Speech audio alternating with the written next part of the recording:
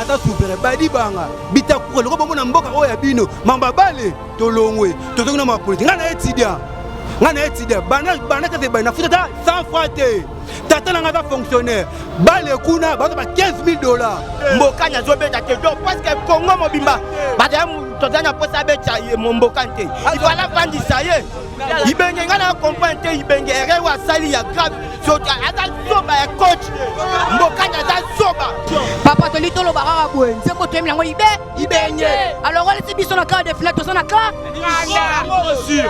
na bango polate ibenge ibayo na bakuka nayo ezange libo masoko libo ibenge alo chéri anga mwazino basi mbangana man aloba jamais coach moi de la monde na bona beta 4-9 wa nani kabananga mbokani mama na yo bokila na bolingi pangi vena nga neza boye na yoka na mama na pasi mama na ibenge ambis ibenga ateti asalini ibenge ateti aza impoli ibenge na bongo indiscipliné ibenge na bongo Lomanisa la fille mbokani Lomanisa la fille abetika 2 matchs mais ibenge acha na terrain ça va bima bombale ibenge va $18,000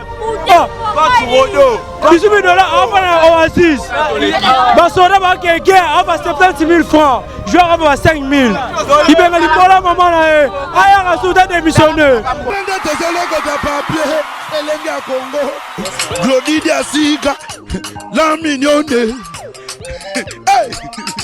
la mignonne Tracy Mbelenga pro Mazolela Tracy Mbelenga Mazolela Tracy Mbelenga pro Pona ngali kan pena aya suste aza joueur apesa kaka yebi balete na équipe nationale ya aljara bi na Kinshasa na kuna intérêt à tchakati. Bon par rapport à Ibenge, moni na relancer Ibenge. Chapeau. Parce que toi Ibenge sali musala makasi Ibenge coaché mais ba joueur ne ba kiso soni. Ibenge rutu merci na yaka longwano amba monde azana atikala kuna. Neuf atama rotache bi baza ba faux neuf bango nyoso aluka ba neuf muso acha wana. Ya solo wana. Merci mingi en tout cas na zala bandero muso wana bandal na bita impression na bino par rapport à match à les années. Ouais, ça c'est DJ Derason et moi BBG Mascotte, artiste et rappeur. Lui c'est DJ Dera, Tarana Leli. Mais Ibenge nga pesi au chapeau, pema coup de chapeau na yo Ibenge. Oumela zala zala. Mais Mboka Nikoya va souté. Pour toute raison, après ça soit plaisir.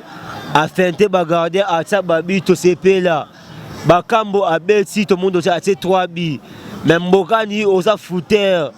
Au Betaraba la chance donc koyaka lisute ça simple mboka ndi koyaka lisute soto abana bandal au Paris confirmation mamandule mama jogo ya awa to confirmer Rambutu jogo na biso ya gardien Oumela siko par rapport à l'humanisme to moni pendant ezale pona ye que biso na biso vraiment ba RDC to poli na habité réaction par rapport ya échec wana ezanini tena menanga ba jeu balomatisa baza ba joueur mo ya deka banini mais rarement basali wana na ndenge ezalaka mais bingo le besani de rolo baté mais ba obeta na bango bien mais eza mamanza mais pe folo musufu total ba joueur na biso mais ya grave ezate zamenda senga mamo esala ba beti to sepeli na bango mais so ba chaki pe de ngato sepelaka na bango mais moi erreur amukie sala minenge ezalaka mais ya trop ezate mais ba joueur na biso ya Congo ba chance belé et les gars grave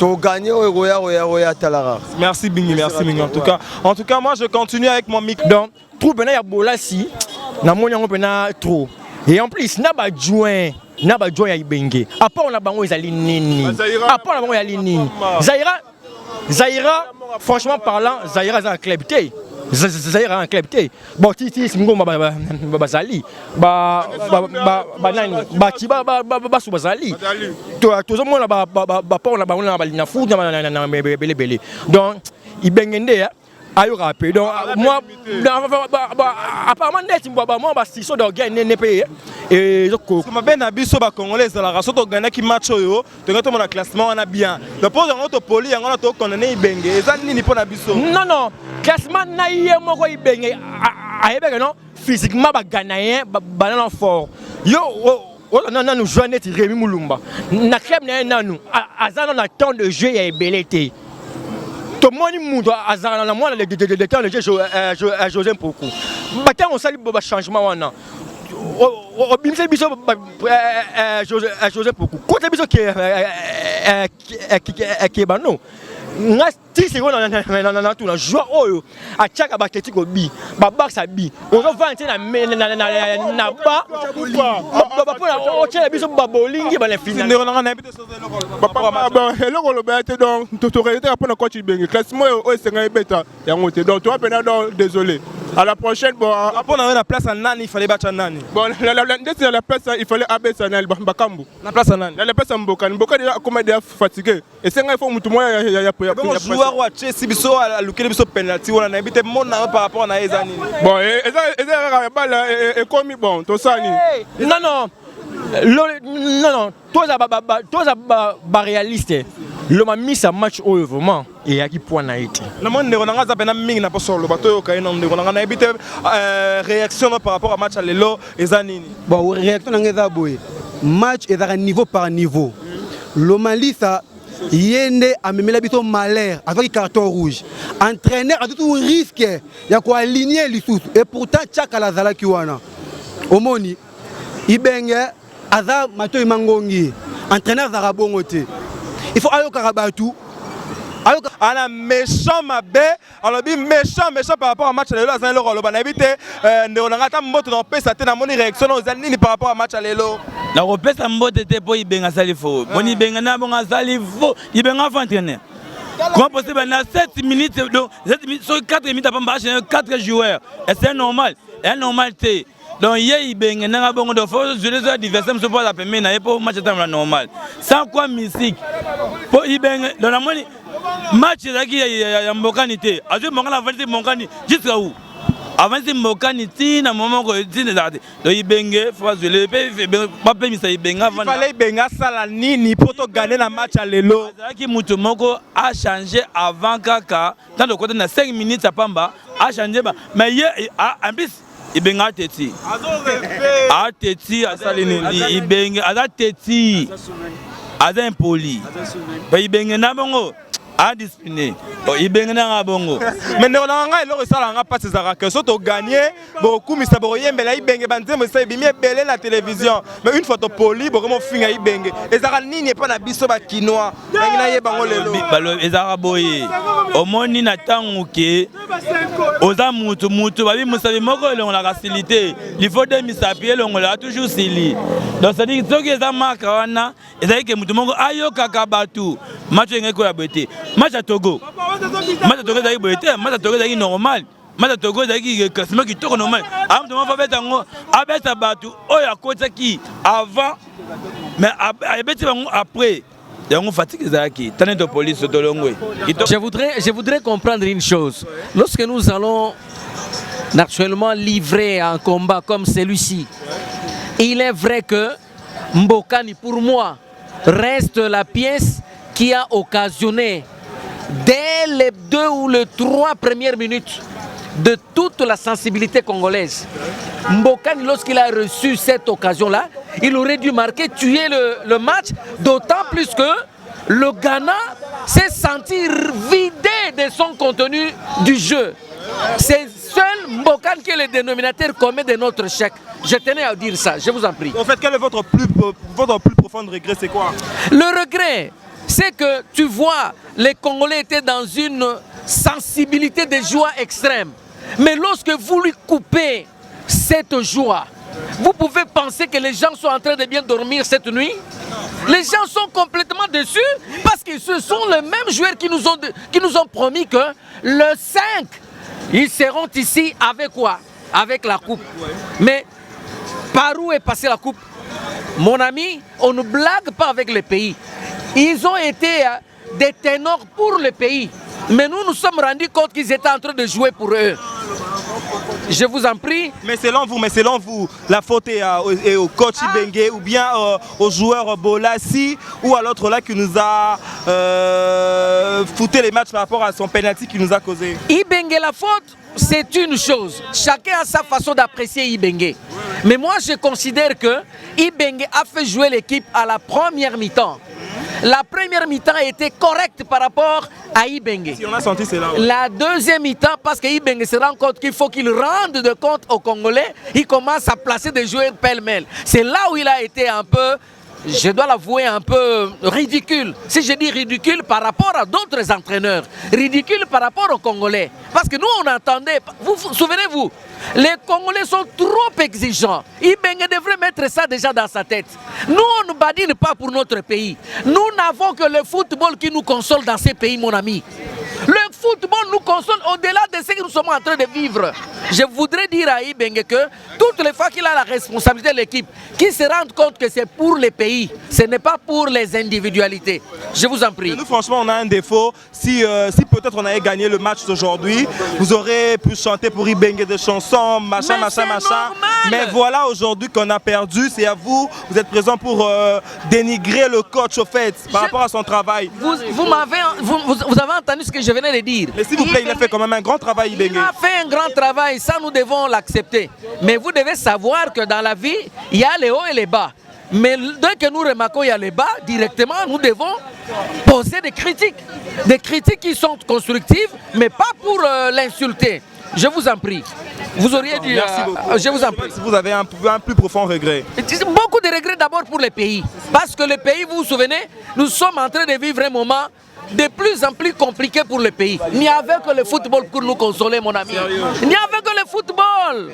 Merci beaucoup. Je vous en prie. On a vraiment une réaction par rapport au match à Lausanne. Moi, je regrette ça parce que au lieu de préparer l'équipe, on va penser qu'il tourne à Tsumbedi Kwanga. Tant que vous préparez l'équipe, on va préparer, on va salaire. Mais tout le monde qui va faire ça, qui va déjà passer. Il y aura sur Ibenge erreur et Zanini. Ibenge Moulumba Alembi. Tozana nani Kebano na ban, tozana nani Botaka na ban, tozana mwana nani Mulumbu na ban. O ça rapport c'est moko na ye. Okobimisa Mulumba te aussi tiki Mulumba pour aller au Chesabi.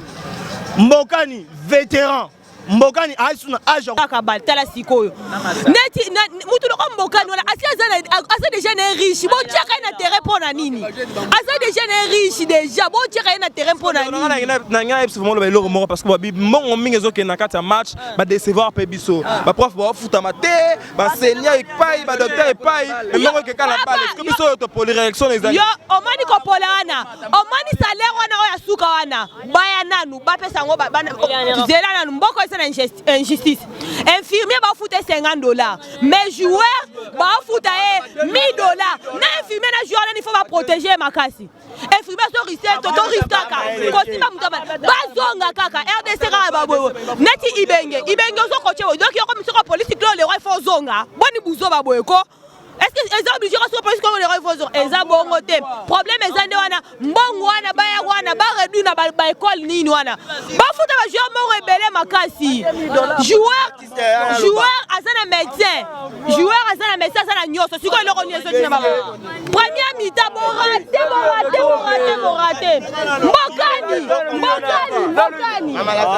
Mbokani so raté.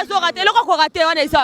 Omani match match Cameroun na RDC. Cameroun a raté. On a pas de Cameroun, on a moi ça le papa ça méchant mabe. On le bana autre Cameroun on a ça moi ça le papa ça vraiment la. Omani match et ça le cola Cameroun na RDC. Omani Cameroun a raté biso trop mais biso tant to zo ki ka boy alali. Nde oyo biso to raté ki to biso to meka to kolala. RDC so bandika wo to lalaka. Na première mi-temps na fait to marquer bango ta 4, fait to un avantage. Mais biso en plus famille moko police Congo mobimba André Ayuna nani ayuba ngonyoso. Le Mali ça longwa na le Mali ça sali nini? Le Mali ça joueur à venir. Les deux métro bas ya le Mali ça, métro bas. Alemi, au musée de Boanini. Non si ça boy. Ton coup de rap, métro bas. Solo. Oh solo, mo la raye wana na métro. Oh aliya wana. Dernièrement au match zoyi vita renaissance bakanga na métro amata beta te poani bakanga na métro ko sologo a jouer au métro botiki na métro benga na e je comprends pas mon frère donc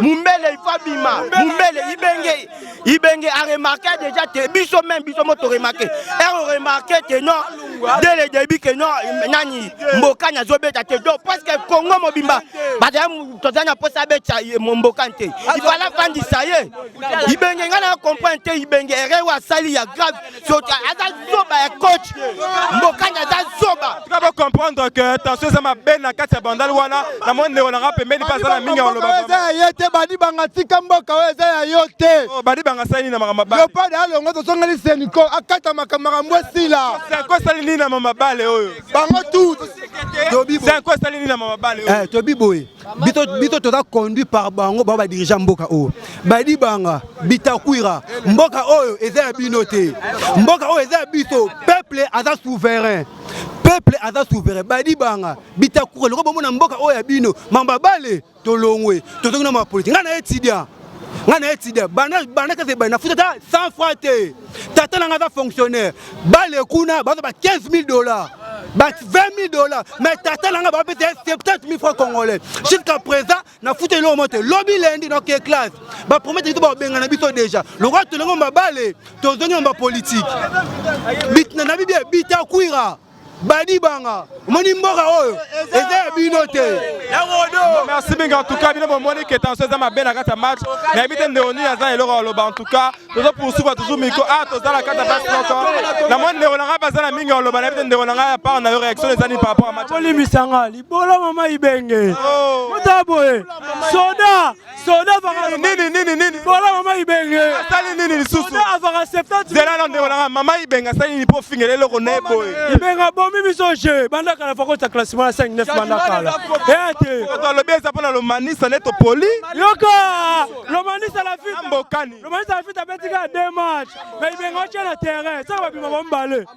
ibenga va $18,000 ah $18,000 avant Oasis basoda ba keke ava 70,000 francs joueur ava 5,000 ibenga libola maman na e aya rasuta démissionner merci beaucoup en tout cas tu remarqué que Aïssa Robert en tout cas tu dois continuer reportage à Bisso à tout à l'heure en tout cas Elenga Congo Glodidia Sika la mignonne la mignonne Tracy Mbelenga pro